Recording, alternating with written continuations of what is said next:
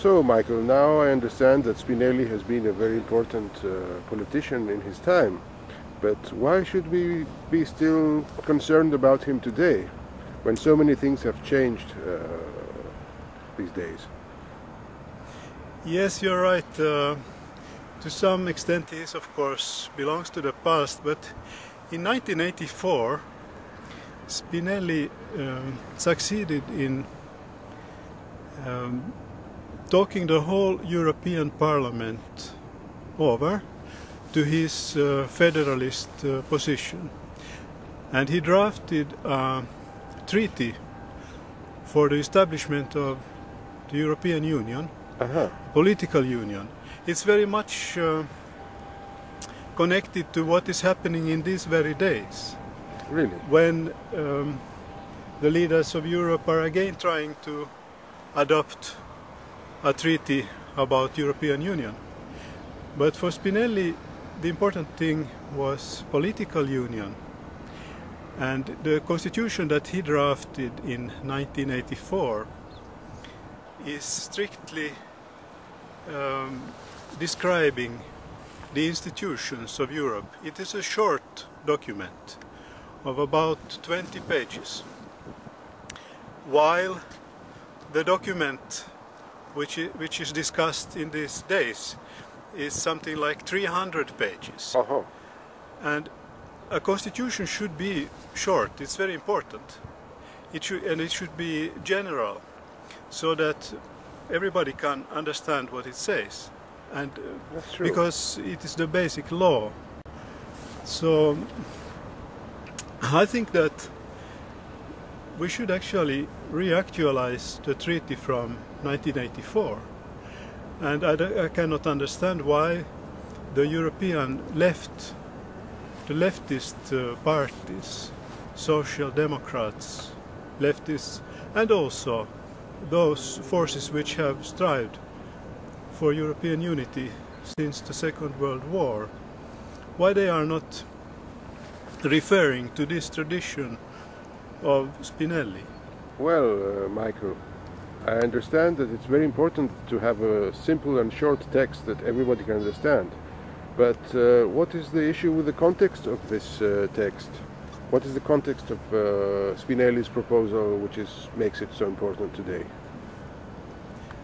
Well, you are right, the context was very different in the 1980s still, because it was still the epoch of the Cold War.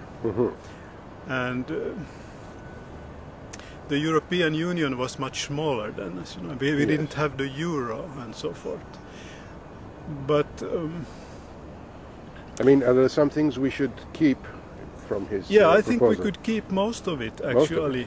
Because, as I said, it is neutral. It is a question about creating a democratic structure for a political union in Europe.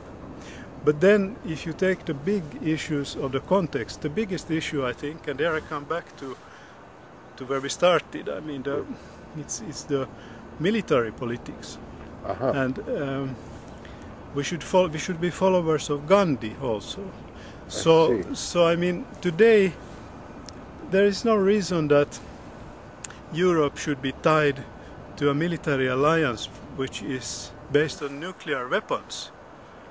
Gandhi was against that, because so we don't have the Cold War now, and I think Spinelli also would have been open to this idea. But we should today have a political union which is not militaristic, and the constitution which is now being accepted, it is tying Europe to the old thinking of NATO, nuclear weapons. I understand. So this is a question which is not being debated these days. Nobody takes it up because it is sort of understood that this is forever. But it is not forever. And Spinelli is the first one who would have understood that the world changes. What Spinelli thought about the European Union is relevant for world political system. It's not only for Europe.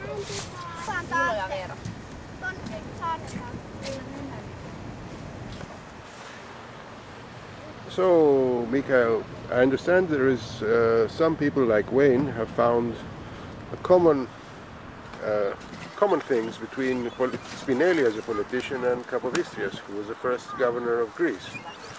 What can you tell us about this? How have you seen this initiative? Yes, that is what Wayne Hall is suggesting, that we should launch a Spinelli Capodistrias initiative.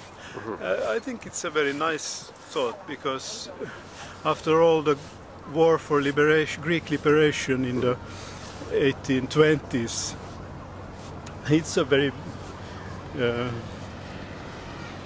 important period and event in European history, and the forming of the order that we still have with the national states and their power balance and so forth. And actually, when I have tried a little bit to study Ioannis Kapodistrias and his thoughts, I find that he was a cosmopolitan federalist and a democrat who was also fighting against the reactionary forces of his day, the Holy Alliance of Metternich and all the Kaisers. So actually, Capodistrias is a figure. I can see there is a continuity from Capodistrias to Spinelli, who is also this kind of cosmopolitan European federalist